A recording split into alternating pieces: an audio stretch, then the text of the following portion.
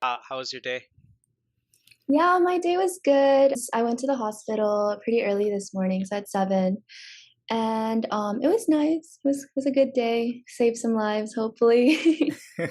How was your day, both of you guys? It was good. Both hit the gym early morning. So we went to the gym at 5 and then Oh, we ended up at 7:30. Came back and then like we got on a call with one of our former guests from the Telugu Saga. They were just wanted to talk about some things. oh, And okay. then the rest of the day we were just chilling. So Oh, or very at nice. least I was chilling. I don't know what Sai was doing. And I think this is the only time we were proud of ourselves that we woke up early and did something productive. Yeah, I have to say, like people who work out in the mornings are a different breed. I'm an evening workout kind of person. Do you still have energy at the end of the day? Sometimes no, but like I just have the mindset where I'm like, you know what? Like I'm just gonna get myself to the gym. Like that's all I'm gonna worry about. And then once I'm there, like I'll usually get into it. Like I will say, like the days that I'm not working, I have much better like workout days. But I mean, at least I'm there.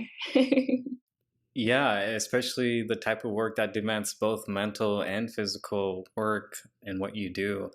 It must be hard and it demands more discipline out of you than us sitting at the computers all day and going gym after. Yeah, I think I'm still working on building that. So the doctor I was working with today, he just finished residency. So he's super young and like we were talking about it all and I was telling him how like these like 10-hour shifts were really tiring him out. And he was telling me how during residency for one period, he was scheduled for 43 days straight. So he was working like 10 to 12-hour shifts for 43 days straight. And he was telling me that like the busier he got, the more he prioritized working out because he was like, if I don't work out, then I don't have the energy for everything else. And that really was like, you know what, like I also need to like work out more regularly and I need to like prioritize that because it does help. It does improve your energy levels. In the tech world, there's a resource planner that kind of looks out for your hours where you spent everything or how my hours can be allocated for my work just so I don't burn out. Is there who decides that this person can work for 43 days straight? Does anyone look at it? I think it was during his surgery block. So when he was doing rotations, I think it was when he was like rotating with the surgery specialty. And I feel like there are definitely hours in place where it's like, oh, like if you're an ER resident, you can work like X amount of hours per week. And I know in particular, this doctor was telling me that for surgery, it's capped at 80 hours a week, which already is a lot, right? Like, Mm. but then typically people end up working 100 hours a week, which is mind-boggling to me, honestly. That's how I hear about Tesla workers, the factory workers. They work those hours. But Really. yeah, Yeah. So in conclusion, I feel like there's a lot of different things in healthcare where it's like they are regulated. Like I'm supposed to get like one 30-minute break and one or two 15-minute breaks. But overall, I take zero of those breaks because like custom wise, like no one really takes a lunch break. No one really like, and so it's more of like custom versus like law. so do you have like a mentor when you're there? Yeah, so I'm a medical scribe. So my whole job really is to work directly with a single doctor or a single like PA or NP. And so they're kind of like my mentors. Like technically my job is to make their lives easier in terms of like documentation. But it's nice because like if I fall behind or if I'm missing something, like they're there to like help me and they go through a lot of medicine with me. Like this doctor like honestly spent like 30 minutes just like sitting and like explaining everything to me. And like it is a lot of mentorship. It's not like they're my mentors per se, like technically, but they are my mentors in terms of what they do for me. Digging deep into role, how advanced is like hospitals or software for a Mhm. medical scribe? Do you take notes on paper? Are there software designed for each section? I would call it a database. It's kind of like this huge like computer system. Ours is called Cerner. So it's like called Cerner, right? So we essentially have all the patients in there and we have like every record of any patient that's been there since like the earliest, like the oldest date I've ever seen was like 1980 something, right? So it's a huge database. And when a patient checks into the lobby, the registration clerk essentially pulls up their file or makes a new one for them, and it becomes like an active, like it's like a little bar, like it's part of like our list of patients essentially. It's actually really cool because it's very dynamic. Like providers, like doctors can be like, hey, like I picked up this patient. They can put their name down. I can put my name down as the scribe. We can assign patients into different rooms. It helps us keep track of all the orders, like what's come back. It helps us keep track of medication, procedures. And then within that, like my job is to like create like notes essentially. And so I create something called like a physician note or an AP practitioner note, right? And so within the note, there's different sections. So there's the history, there's the physical exam, there's a review of systems, and like of all of these things, like I just fill it out. So the HPI, like the history, is like, oh, this patient is here for XYZ reason. And then the physical is like objectively, like this is what we're seeing from the patient. And so I would say it's pretty advanced, but also like the program itself is like kind of slow, and it gives me like outdated, it looks outdated, but like the functionality is very like useful. The fact that you get to like work in this field, making an impact, and then knowing that maybe 10 years down the line you'll be doing this as a like an official like doctor, right? Once you get your degrees and all that, that's pretty cool. Yeah. Thanks for sharing. And you get to have your own mentee at that time. I know, I'm so excited. Little person following me around taking notes. Hey everyone, this is Kavya, and just a little information about Kavya.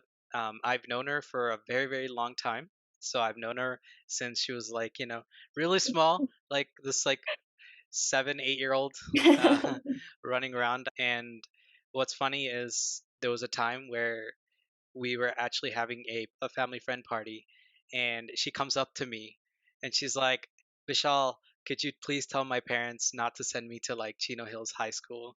Um, Oh.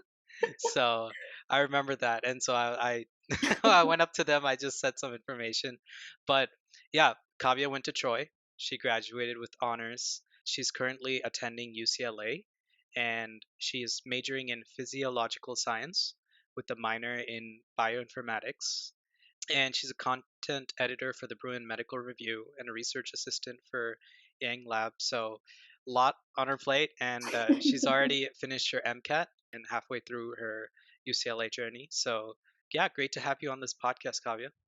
Thanks for having me. I'm very excited. Yeah, of course. So, starting off, right? Like, can you walk us through your like high school journey and going into the flow of college? Because, of course, you were at Troy, and of course, I'm sure you had this a big commute to Troy, so it was a lot for you. Walk us through that, and we'll eventually get into the topic of, the stress and burnout, how you handle it, and all that. So, yeah, go ahead.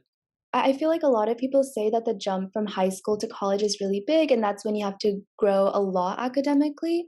And I would say I grew then, but I also would say, in terms of like studying and like study habits and efficiency, I grew a lot more between middle school and high school because I went to Troy and immediately I realized like I can't like just like skate by my classes. I have to like put in a lot of work. The teachers were expecting a lot from me. And on top of that, I was commuting pretty far, which was worsened by the fact that I took a bus. So like if my school started at 7 a.m., I would wake up at 5, I would leave my house by 5:20, get to my bus stop at 5:30, leave on the bus, and then get to school at 7 or like 6:45 maybe. And so it was a lot of time wasted, and looking back I do sometimes wonder if it was worth it. Like when you're like in a situation, you're just kind of dealing with like how to best navigate the situation rather than thinking like holistically. That's kind of where I was in high school, and I remember trying to like make use of that like commute time by like studying and like working during that, or like sleeping. I used to sleep on the bus all the time. It was so nice. But yeah, like overall, I would say it was very demanding, physically, mentally, emotionally demanding on me. And like that very first semester that I was in high school was when I had the most growth. Yeah, so overall, like I feel like the biggest thing I gained from Troy is like learning how to learn and like learning how to be efficient with my time. And that was a very helpful thing, but I feel like being overly efficient with your time can sometimes lead to burnout. And I don't know if I would say I was burnt out at Troy because I was so motivated by like deadlines. Like I'm very like I love having like, hey, tomorrow by 5 p.m. like get this done. And so like in high school, like having all those strict deadlines really helped me out.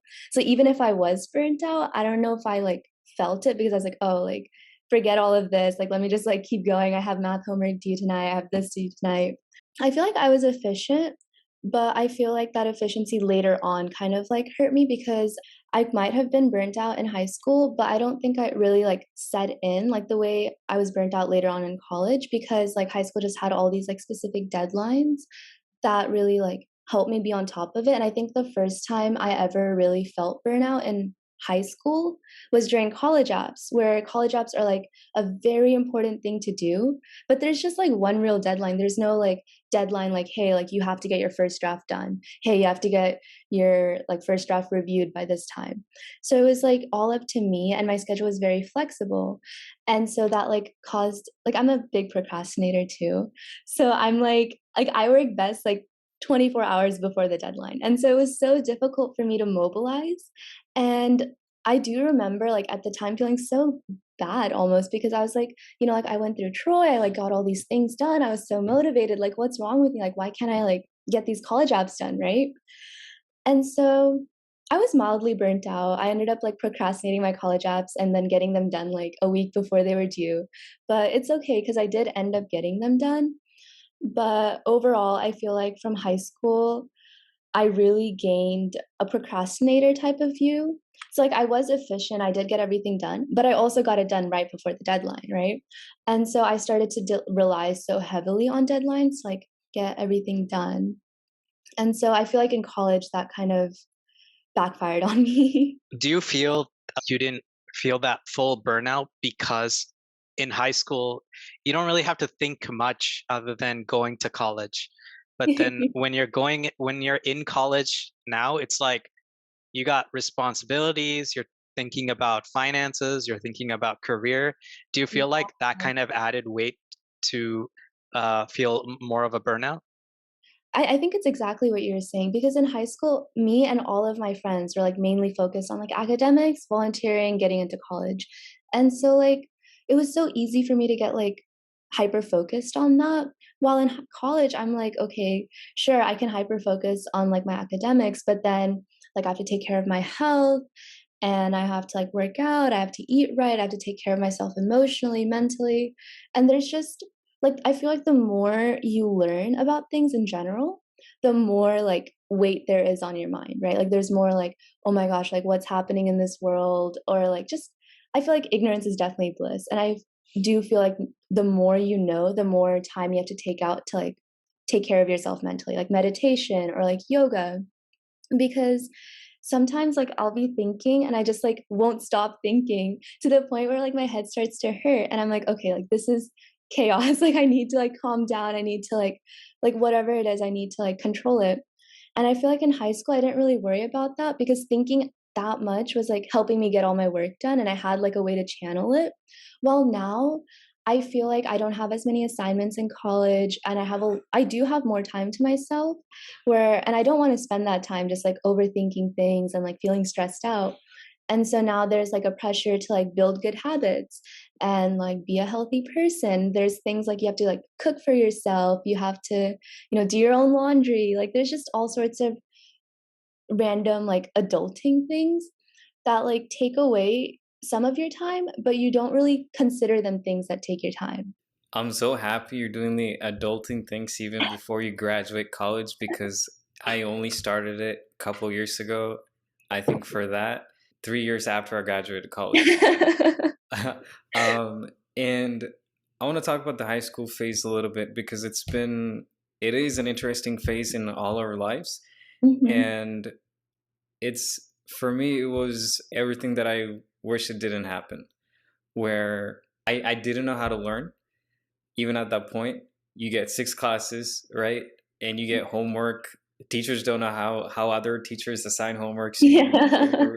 You're blasted with so many homework assignments at the end of the day and due the next day, and you get pressure from both indirect pressure, even though they don't mention it's a pressure, indirect pressure from parents, your peers. They look at how you do, or they look up to you, or they look down to you. And you got college coming through. There's just so many things you got to account for. Yeah. And your life itself during those 4 years is different. You try to be happy among your friends, but when you come home, there's a hole that needs to be filled, and you're just in a struggle mode all the time. And I guess stress and burnout can coexist. It was an unhealthy phase, and I wish there was a class about adulting and everything we discussed, because elementary school, middle school just went by freeze. It was fun. You got a lot of activities. High school was just like going from 1 to 10 to a scale. Like, it was rapid. You need to be Yeah. adaptable. I'm hearing a lot of words from you that led you to recovering from a burnout, if I may, with meditation and yoga and like working out, like, and eating healthy. I don't think I did that in high school. Like, we focus so much on studies during high school and college, we forget why we were here on earth. Like, life made so much sense when education wasn't a priority and when you put yourself as a priority. Now, I hope people who are listening to this and who are still in like that life, I hope they know that if they're going through some things in their school years, it's okay to take some rest for a while. Like, Oh yeah. have that, like, screw this mindset, like, be able to take a day off, give yourself a day off, hit that refresh button. Yeah, I definitely agree because I didn't think about all of these like yoga, meditation. I didn't think about any of that until I want to say like maybe this time last year or maybe about a year ago. So it hasn't been that long. It's been a very recent change that I've made in my life. But yeah, like thinking back to when I was in high school, I genuinely believe that like the calc test I had next period was my entire life. And now it's like crazy to me that I can ever prioritize one exam or like the AP test or the SAT, like one thing. Like I can't believe I can prioritize like my entire life around one thing, even though I did that again last year when I took the MCAT. But When you're going through this phase, when you're going into like high school and then through college, right? We're exposed to different like subjects, cultures. So there's definitely this like influence that makes you more confident, right? Like for me, when I was in high school during my 11th and 12th grade years, I started to like talk with people, and then like made new friends. And when I made those friends, they were like always confident, they were always like motivating. How much of like friends has like of an influence, it's like on you when you're like transitioning from high school to college or while you're in college right now? oh, I'm really glad you asked that because 100% without a doubt, like I don't think I would have survived going through my high school without my friends because it was just like a sense of camaraderie. Like, sure, I spent like X amount of hours studying last night, but like so did you, and like so did you, and we're all here like a little bit like sleep deprived. We're all in this together. And like the thing about Troy is like everyone commuted. So I knew a lot of people that would drive for at least like 45 minutes to get to school. So it was like a shared common experience for us to be like slightly overworked, slightly sleep deprived. And it was definitely in a weird way, it was very motivational to have them like doing that with me. And I remember like during college apps, like my friends, like there was a few friends in particular that I'm very close to, and they actually go to UCLA with me, so I'm still very close to them. But I remember like working on college apps, the only thing that like kept me from losing my mind was them because I would be like, oh my gosh, I still haven't finished this like essay. And like, oh, don't worry, I didn't finish it either. And I'm like, okay, bet. Like as long as we're together. And so I would say like being with my friends really calms me down. Like I'm a huge overthinker and like the more I spend like by myself or like just like chilling by myself, like I really do happen to overthink and like it causes me to overstress. But hanging out with my friends really helps that because I have a couple of friends that are like very similar to me in terms of like very driven, but also very much so like don't want to get burnt out.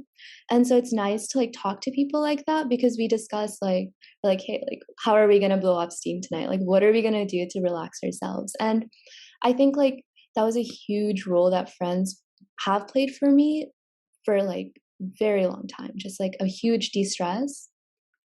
And I would say, like, in college, it kind of changed where I met a lot of friends, like, not for academic reasons, right? Like, in high school, all my friends were like, oh, like, you're in my class, like, let's hang out and be friends. In college, like, I was friends with people from my class, but my closest friends were from like my dance team and like different organizations that I was on.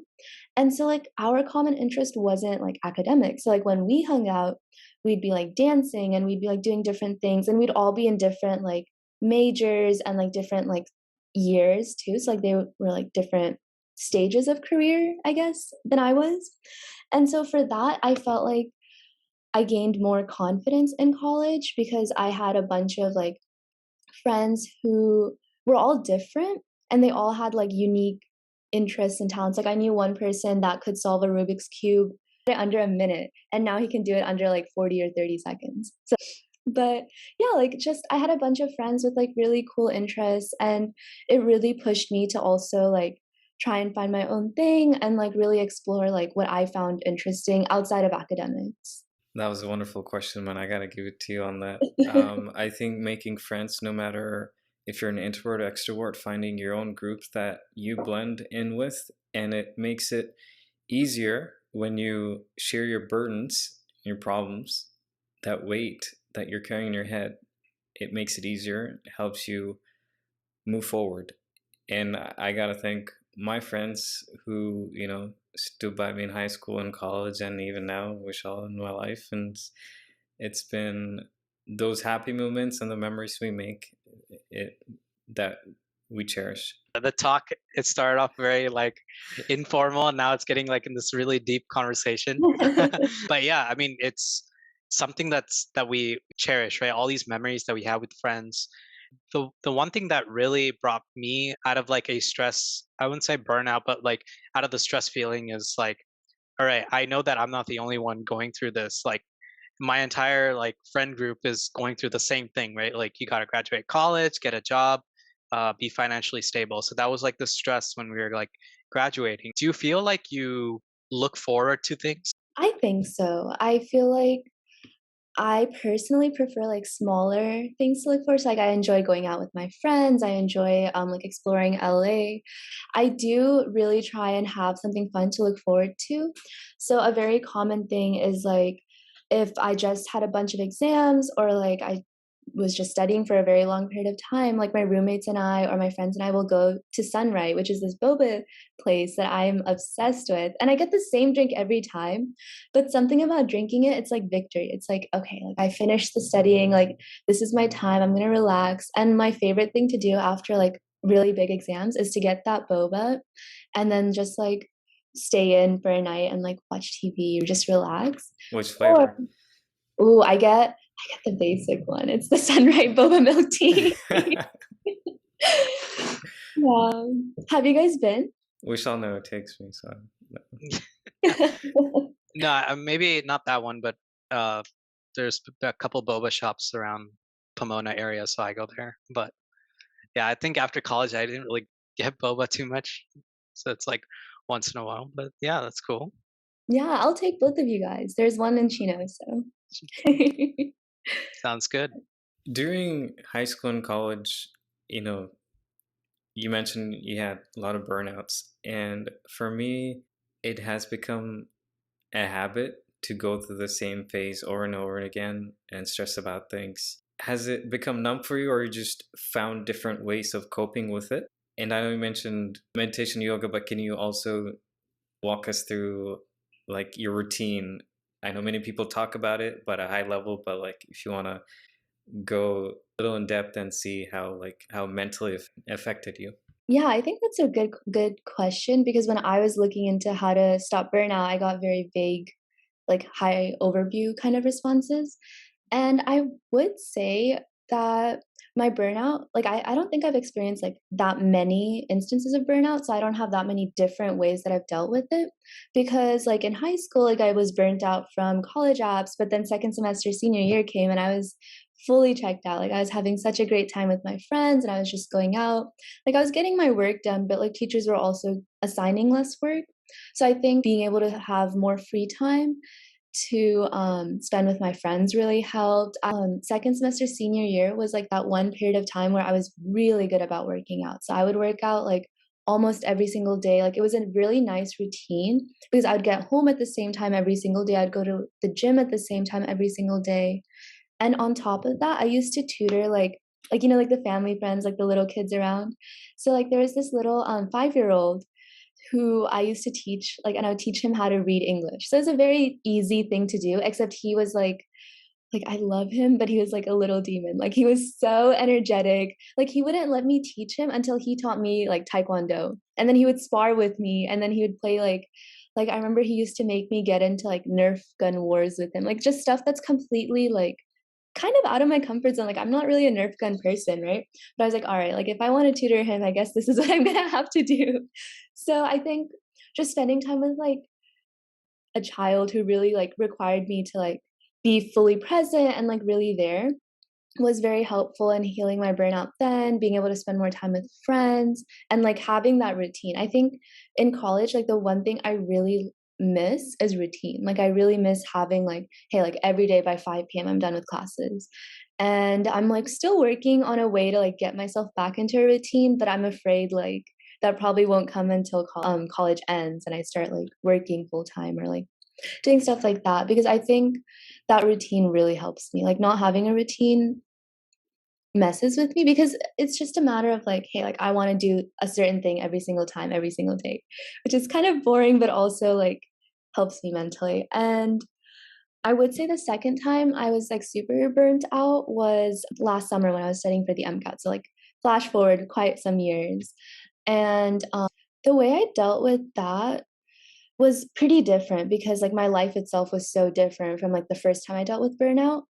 So I think like while I was studying for the MCAT, I was just like, you know what, like I don't have time to think about this so holistic. Like I just need to deal with the situation right now. So I just focused on like pushing myself and I focused on like positive self-talk. Like it's okay if I don't finish this chapter, it's fine. It's not the end of the world. Like I'll just finish it tomorrow. And like that kind of stuff really helped get me to the finish line and get me to take the MCAT. And then once I was done is when I started like really dealing with like, okay, like let's talk about how little routine there was, how little routine I was able to enforce in my own life. I remember fall quarter, I was still a full-time student and I was really struggling to like get everything done. And it was hard for me because I didn't realize like how burnt out I was. So I got through fall quarter, like, you know, somehow or another, I just made it through. I wasn't working then, so all I had to worry about were like classes and like dance and stuff. But winter quarter, I was like, you know what? Like now I know exactly how burnt out I am. Now I know like what kind of steps I have to take, like what kind of quote unquote drastic steps I have to take to like get through it. And one of those things was to become a part-time student because during quarantine, like all my classes were online. So I was able to take a lot of units. I think like I did like 25 units, 26 units a quarter. And so I was like pretty far ahead, but the way my major is set up, like I wasn't set up to graduate early because it's a very rigid major where I have to take certain classes at certain times. And so either I graduate a year early or I don't graduate that early at all.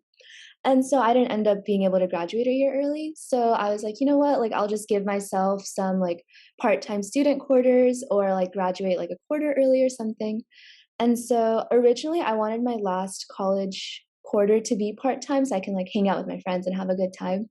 But during fall quarter, I kind of was thinking about how much time classes were like taking out of my day and how little time I had to focus on like creating healthier habits.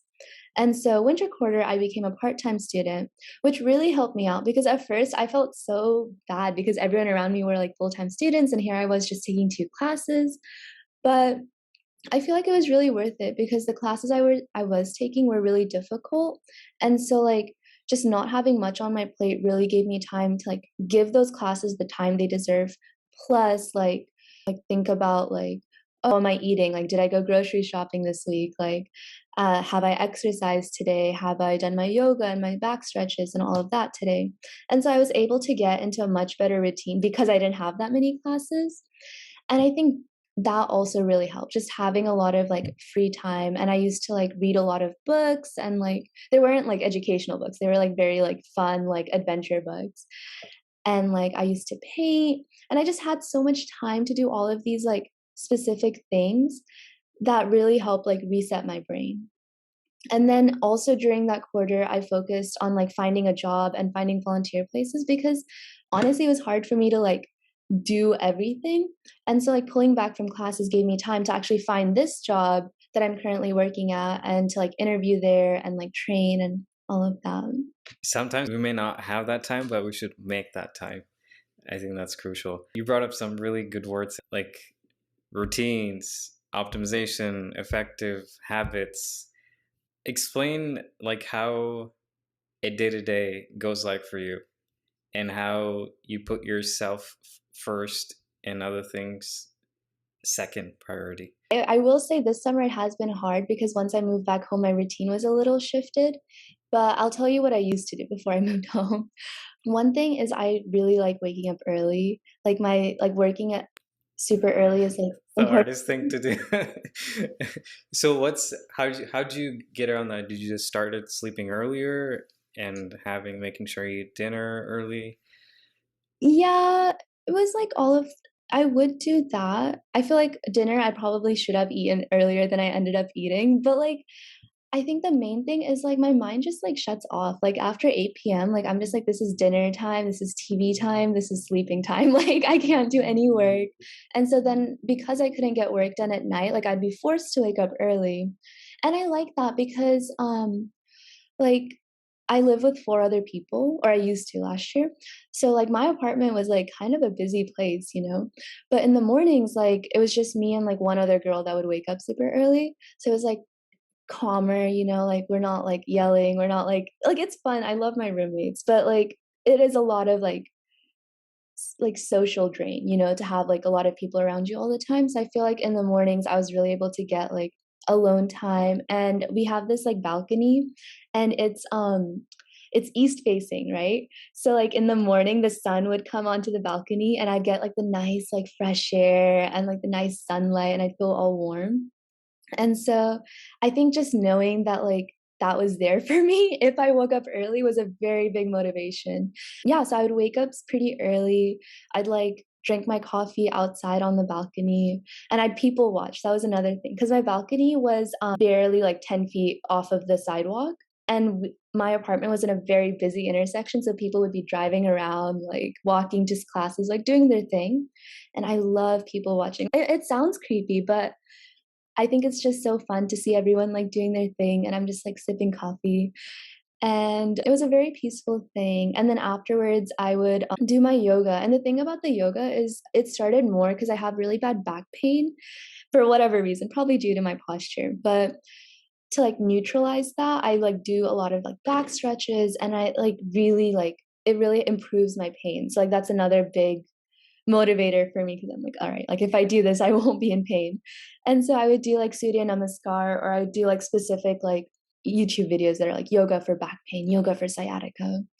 And after that, I remember during quarantine times when I had more free time, I used to like read my book for an hour every single day in the morning with my roommate, which was so much fun. But this year I haven't done that. Like this year I just kind of mobilize and like get to work, get to my classes.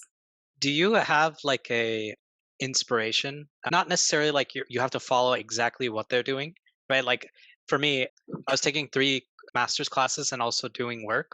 So it's like nonstop. It's almost 80, 90-hour weeks every week for like 4 months. Which I'm a huge Allu Arjun fan. So, and I know that, not that I want to be an actor, but it's like when I think of Allu Arjun, or when someone speaks about Allu Arjun, they always comment about his like hard work and the nonstop grind. So when I look at any speeches of his or any movies of his, I draw a little bit of motivation and take some inspiration from it, even during like the peak of like say finals or something like that for me. Do you have any people that you get inspired from? I feel like it's not one particular person, but there are a couple of people, especially like family friends. Like, I don't want to name drop, so I won't. But there's a lot of family friends who are like successful, like doctors, and like they went through like all of these things and like medical school, residency, all of that. And when I talk to like people who are where I want to go, like I'm always asking, like, hey, like, how do you manage it? Like, even today, like, I had talked to the doctor, like, how do you handle doing it? Because I'm genuinely curious. Like, I want to make sure that I'm emotionally and mentally prepared to do that. So I try and like ask people who are already there to see like, oh, like what kind of things do you do? Like how do you motivate yourself? And there's one person in particular where like she's a very successful doctor, but she also does a lot of like traveling, and she takes a lot of like she does a lot of fun things herself, and she like goes out and she like lives her life while being a very successful doctor. And like that's exactly what I want to be. And so like every time I'm like bogged down or I'm like I don't want to go out, I'm too tired, I'm like no no no no no, think about what like she would do. Like she would do everything, because like that's how you get like a whole life when like your career choice is this busy, right? So I think like there are definitely people that motivate me for different things. Like doctors that I've interacted with motivate me to like work harder in medicine, or like work harder to like have a full social life. While people like my mom, like they really inspire me to like take care of myself, like spiritually, emotionally, mentally. Like my mom literally has told me to like do yoga and meditate like so much, to the point where it's almost annoying, but like I do it and I'm like, you know what? She's like literally doing it all the time. Like I can do it once a day. Kavya's answers stuck to me because Madan uncle, not sure if you know Madan uncle. Uncle ఏమన్నాడంటే if I ran into a situation Mhm. where it brought me down or I just didn't know how to react, how to go upon it, he told me that think of a person and how he would deal with that situation. Let that person guide you to make your decision forward. Think as if you were that person and deal with that. And I think that's a great way of saying it. So shout out to Mother Uncle. What is something that you can tell to prevent and address burnout, right? Like, not necessarily, it's not going to work for 100% for everyone, right? Because everybody's different. But from what your perspective, because people, I'm sure, like, for example, your sister is going to go to Troy and then eventually get to college. The same type of age group will probably start dealing with similar things. So, is there anything you want to tell the audience to prevent and address burnout? Yeah, definitely. I think like every physical thing that you can do is important, but like the biggest thing is like mentally, like how do you talk to yourself? How do you place your situation in like the grand scheme of things, right? Like it's so easy to get caught up in like, oh, I have to get an A on this test. I have to get like this research position. And it's really like all those little things are important, but at the end of the day, it's so important to realize that they're all just like small things in like the huge like grand scheme of things, right? Because like right now, for example, like I have like a job that I really like and I'm getting a lot of experience, but it took me a long time to get this job, and like I wasn't able to get the same like scribing job at UCLA. Like I've tried time and time again to get into a volunteering program at Ronald Reagan Hospital, and it was hard. Like I couldn't do it. I like applied to so many different organizations, and I would really like beat myself up about like, oh, I still can't get it.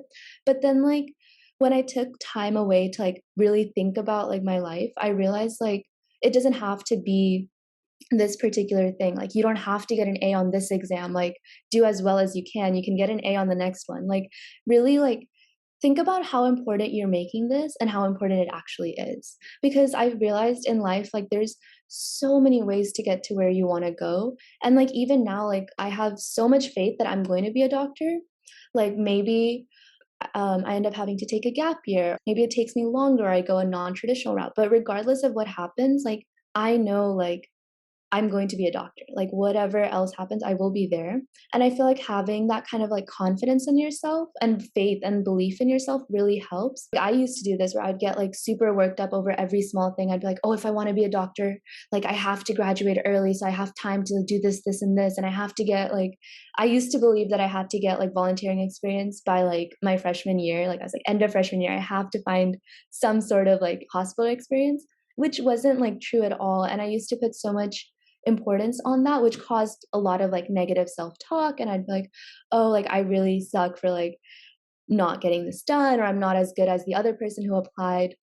And I feel like now, like, I'm just telling myself to take things like more calmly and also give it the importance that it deserves, right? Like, I feel like the way I've dealt with rejection has grown in the same way, like the way I deal with burnout, where like I'm like focused on like I don't want to be burnt out, and therefore I'm kinder to myself when I do get rejected. I'm kinder to myself when things don't go my way. And I'm still working on that. Like I still do get like stressed and wound up about things I shouldn't. But I think that's where like my friends and family come in, because they're like, okay, like especially my mom. My mom calms me down so much. She's like, okay, listen, like how important is this, and how important are you like treating it? Like, come on, like it has to match up. That's such a well put answer, and thank you for sharing all of that. And thanks to my mom also for emphasizing how much health is important. I don't know, health bagjuskora. It doesn't matter if you're earning this much or if you're helping these many people. If you're not mentally and physically stable or be there with them, it's too late when you realize that. We gotta learn how to take care of our bodies, understand the bodies, how our brain works, build your own routine, like you mentioned. Because once we fall apart and you're in that dark zone, it's going to be hard for you to pick up, and even once you ask for help, it will be harder for them to help you out as well. I'm glad the newer generation is kind of ahead of this. Fortunate to hearing all this. So thank you. There's just so much going on, right? And one thing while you're talking, it reminded me of, I actually read this quote recently. I should probably know who put this quote out there, but it's if your plan isn't working, change the plan, not the goal. And I don't know, that kind of hit me recently. I was just like, wow, like if only high school students and like college students really understood that. Because even like when you're thinking about medical, right? Like it's a long journey. So it's like you, when you look at your end goal, it's maybe you feel like you're not doing so well and then you lose confidence.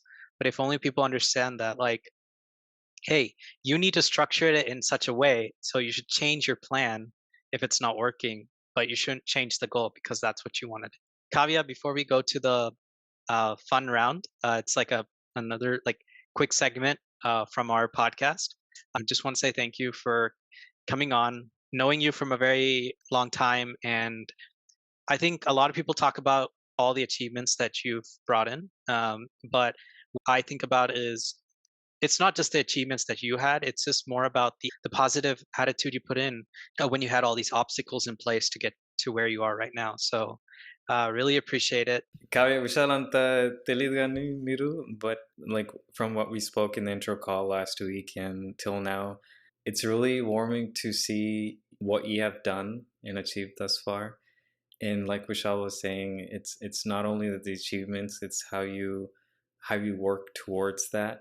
You chose the harder route. I still want to know if Troy was a way to not go to Chino Hills High School at the end of the day. But you chose the harder route. You never backed down. And I gained a lot of respect for you. And we will keep on cheering for you for next decade to come, next 2, 3, 4 decades. And yeah, we'll keep in touch. Yeah, thank you so much, both of you guys. Like, I really appreciate like Vishal, like you reaching out to me and asking me to be on this podcast, because I swear I never think of myself as someone who has enough to say to be on a podcast, but it's been really nice to like have this space to like self-reflect and think about what I've learned and how I can really like help other people, because I think like work really shouldn't bog down your attitude. Work should just be a part of life. So even the ending was like solid. Like what can I say? I'm a poet. this part will be in there. So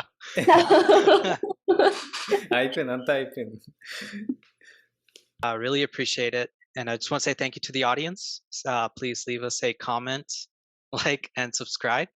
And yeah, have a good day, everyone.